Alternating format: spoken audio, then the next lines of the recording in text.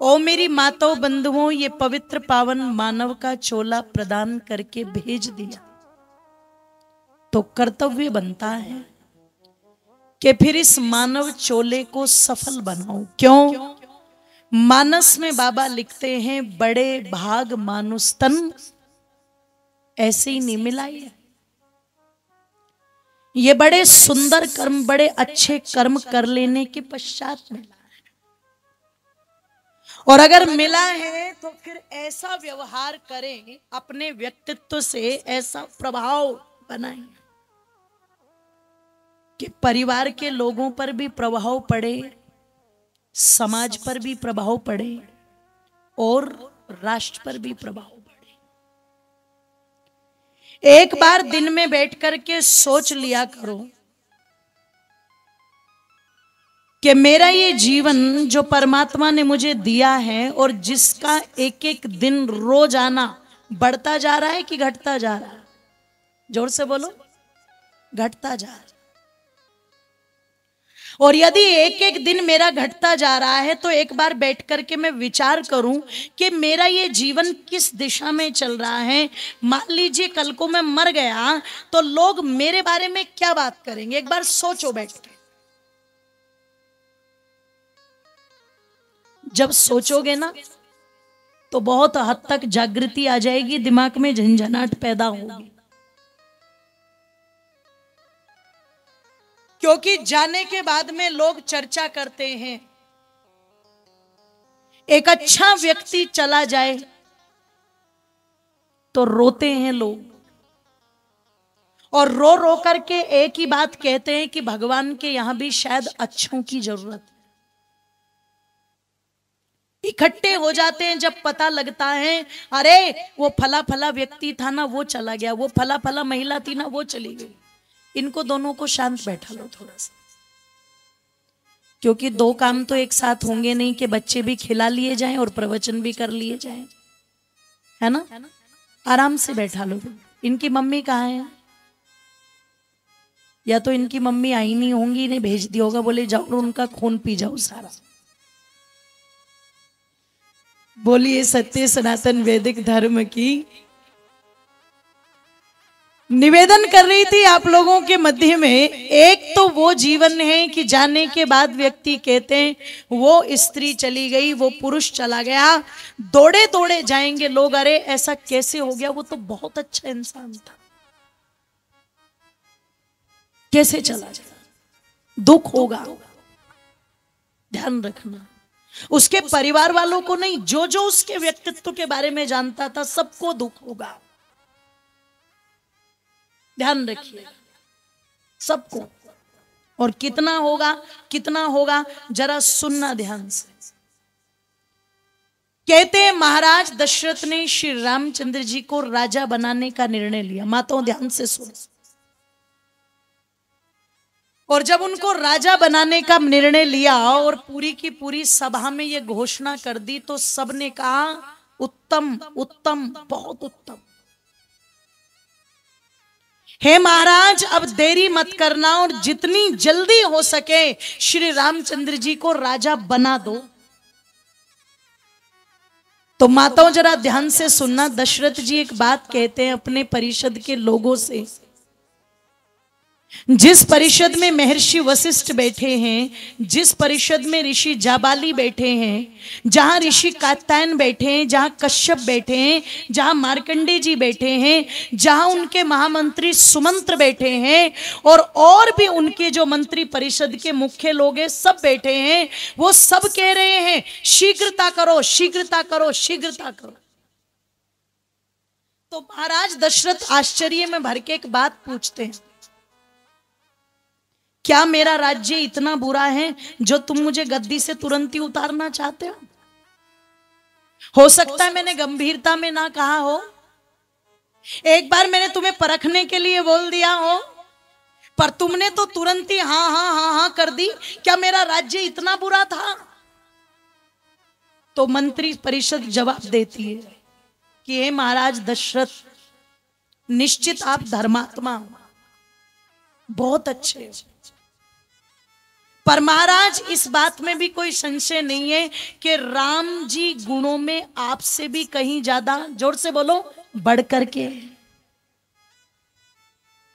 राम जी का जैसा व्यक्तित्व है, राम जी का जैसा चरित्र है, राम जी का जैसा व्यवहार है, राम जी का जैसा स्वभाव है, अरे जनता तो पलके उठा करके प्रतीक्षा कर रही है कि कब उनके चहेते राम गद्दी पर बैठे। इसका मतलब श्री रामचंद्र जी को राजा बनाने के लिए किसी के भी मन में किसी का भी प्रकार का कोई विरोध, जोर से बोलो, आज ध्यान से सुनना, चुनाव होने लगे, एक इधर से उठ गया, एक इधर से उठ गया, एक उधर से उठ गया, एक उधर से उठ गया, और दो चार तो ऐसे उठ जाते हैं, बोले जी मेरा राजनीति में आने का कोई मकसद नहीं है। तो बोले भैया फिर खड़ा क्यों हुआ? बोले इसकी वोट काटने के लिए खड़ा हुआ। होता है कि नहीं होता? टांग खींचने के लिए विरोध, और विरोध में से चुन करके तब कोई आता है। पर जरा सोचो, श्री रामचंद्र जी ने अपने गुणों से कितना स्थान अयोध्या वासियों के मन में बना लिया कि उनके बनने से पहले ही प्रजा में इतनी चाह है कि रामचंद्र जी राजा बन जाए। वो कहते हैं हम तो प्रतीक्षा कर रहे थे, आप कब बोलो।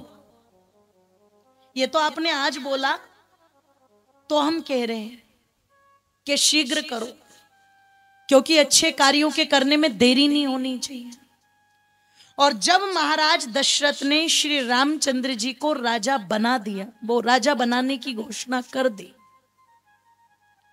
और मेरी माताओं मंथरा के षड्यंत्र से माता कैकेयी ने 2 वरदान मांग लिए। पहला वरदान भरत के लिए राज्य, और दूसरा वरदान श्री रामचंद्र जी को 14 वर्ष का वनवास। और जिस समय श्री रामचंद्र जी वनवास चले हैं, जरा ध्यान से सुनना एक बार, माता कैकेयी ने कपड़े तक उतरवा दिए थे, राजसी कपड़े तक, और राजा के घर में भी पैदा होकर के, राजा का बेटा होकर के भी श्री रामचंद्र जी मुनियों वाले वेश को धारण करके वन चले। साथ में पत्नी है और अनुज भ्रात लक्ष्मण है। और दुजार वासियों जरा चिंतन करना, विचार करना कि श्री रामचंद्र जी का व्यक्तित्व कितना अच्छा रहा होगा। अभी तो 14 वर्ष का वनवास काटा नहीं है, जा रहे हैं, पर जैसे ही महाराज दशरथ को रोता तड़पता छोड़ करके बाहर निकले महलों से, और सुमंत्र ने रथ में बैठाया और रथ चलने लगा, तो कभी पढ़िएगा महर्षि वाल्मीकि की रामायण को या तुलसी बाबा की रामायण को, कहते बच्चे, बूढ़े, महिलाएं, स्त्रियां, यहां तक कि पशु और पक्षी भी किसके पीछे चल पड़े? जोर से बोलो, राम जी के पीछे चल पड़े। एक व्यक्ति जीते जी ऐसी स्थिति बना सकता है अपने कार्यों से,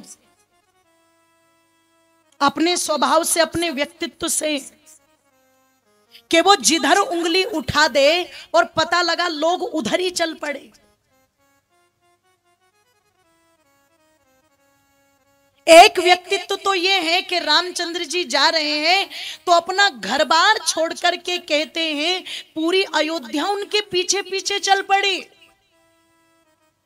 और एक व्यक्तित्व इतना खतरनाक, इतना घातक कि वो जब तक घर में रहता है तो पता लगा एक कमरे में पत्नी कुटुर कुटुर कर रही है,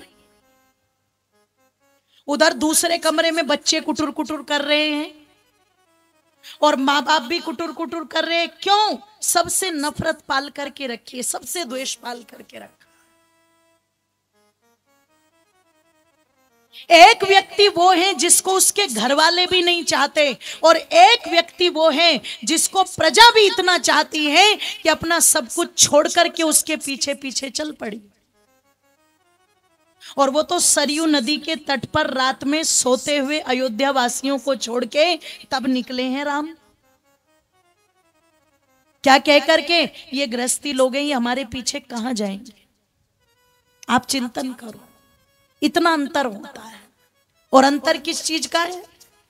वही दो आंखें रामचंद्र जी की हैं, वही दो आंखें हम सब की, पर रामचंद्र जी की दृष्टि में अंतर है और हमारी दृष्टि में भी, जोर से बोलो, अंतर है। रामचंद्र जी की दृष्टि क्या है कि उनकी नजर में जो पवित्र कार्यों को करता है वही बड़ा है, चाहे फिर वो निषाद राज भीलों का राजा ही, जोर से बोलो, क्यों ना हो, उसे भी रामचंद्र जी अपने गले से, जोर से बोलो, लगा रहे हैं। और हमारी दृष्टि में क्या अंतर है कि हम देखते हैं, अच्छा ये पैसे वाला है ना, इससे मित्रता करूंगा,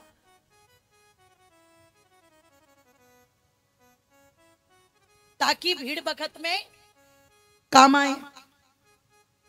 अच्छा ये बलवान है ना, इससे मित्रता करूंगा। और यदि कोई निर्बल निर्धन आ जाए बेचारा,